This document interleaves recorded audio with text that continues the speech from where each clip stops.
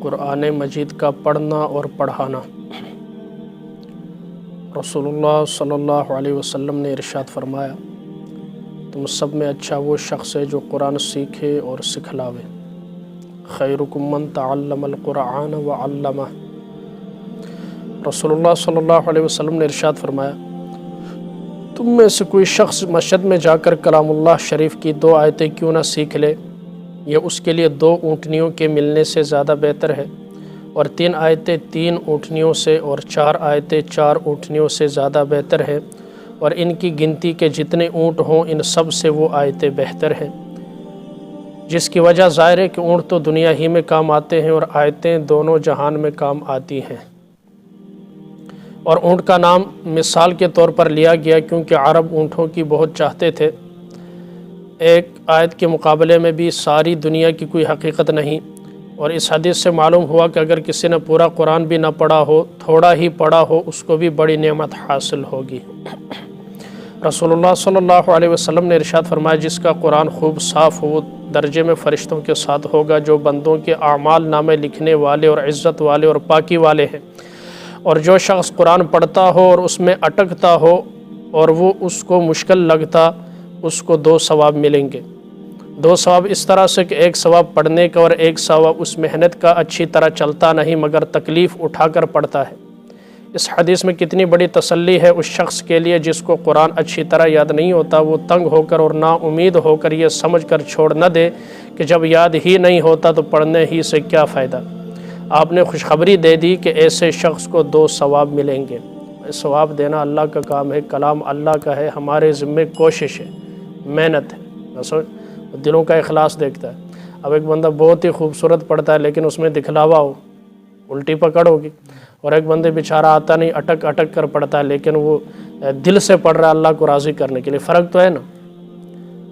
ویسے بھی آقا علیہ السلام نے فرمایا ایک زمانہ ایسا ہے کہ قرآن کو خوب سوار کر پڑھا جائے گا، مخرج کے ساتھ، مخارج کے ساتھ، لیکن قرآن ان کے گلے سے نیچے نہیں اترے گا۔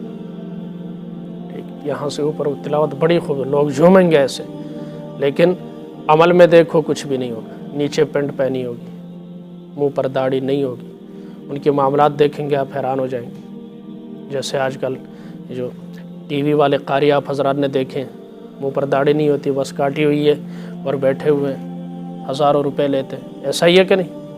عملی زندگی کے اندر دیکھو، نماز تک نہیں پڑھتے۔ نعت خوان دیکھ لو، نعتیں پڑھتے، نماز ایک نہیں پڑھتے، ٹھیک، اور وہ بھی گانوں کے طرزوں کے اوپر نیا ڈیزائن نکلا اور ناچتے ہیں پورے سٹیج کے اوپر۔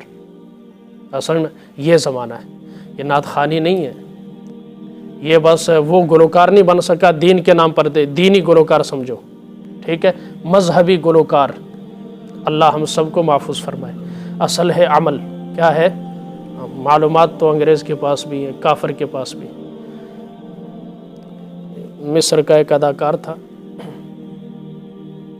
اچانک اس کی زبان بند ہو گئی، لکنت جس کو بول، فالج کا اٹیک جس طرح ہوتا ہے بندے کو،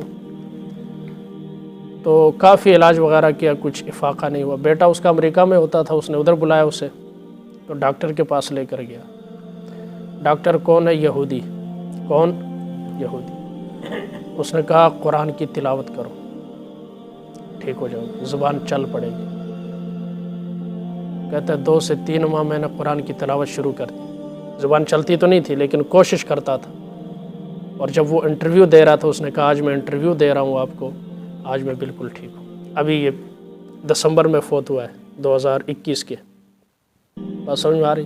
قرآن ذہنوں کو کھول دیتا ہے، دماغ کو کھول، زبان چلاتا ہے۔ رب اشرح لی صدری ویسر لی امری واحلل عقدۃ من لسانی یفقہوا قولی۔ اور یہ شفا ہے کس کے لیے؟ وَنُنَزِّلُ مِنَ الْقُرْآنِ مَا هُوَ شِفَاءٌ وَرَحْمَةٌ لِّلْمُؤْمِنِينَ۔ ایک یہودی کو یقین قرآن پڑھنے سے کیا ہوگی؟ زبان کھلے گی، مسلمان کو یقین کوئی نہیں۔ میں اس دن بھی بتایا، دنیا کی ہر چیز موجود ہے، مارکیٹ میں نئی آنے والی ہر چیز کا نمونہ گھر میں موجود ہے، نہیں ہے تو قرآن نہیں۔ کیا نہیں ہے؟ ڈرامہ باقاعدگی کے ساتھ دیکھتے ہیں لیکن قرآن کی تلاوت باقاعدگی کے ساتھ نہیں کرتے۔ بچوں کو روزانہ بھیجتے ہیں اسکول کے لیے لیکن قرآن کی ترتیب کوئی نہیں ہے۔ جدوں کوئی 7 بجے آ رہا ہے، کوئی 8 بجے آ رہا ہے، کبھی آ رہا ہے کبھی نہیں آ رہا، کوئی پرواہ نہیں والدین۔ اور سکول کیا کرتے ہیں؟ خود اپنے ہاتھوں سے تیار کرتے ہیں، ناشتہ کھلاتے ہیں، وردی پہناتے ہیں، بیگ بکسہ چیک کرتے ہیں۔ اب صبح بچے آتے ہیں کہ قاری صاحب قاعدہ کار بھول گئے ہیں، اب کیا کہیں ہم؟ یہ میں دین کی حالت بتا رہا ہوں، ٹھیک ہے؟ دوبارہ بھیجنا پڑتا ہے۔ جو قرآن نہ لے کر آتے، والدین بھی نہیں کہتے پتر چھاڑ کے گیا لے جا۔ یہ ہماری دین کی حالت ہے۔ آج جب بچوں کا اس طرح کریں، اور سکول کا پروٹوکول چیک کر کے بھیجتے ہیں، پینسل کم تو نہیں ہے، ربڑ کم تو نہیں ہے، فلانی چیز، اور لے کر آتے ہیں، بچہ یہ سمجھے گا دے کی رکھے اصل تو تربیت ہو رہی ہے نا۔ کیا ہو رہی ہے؟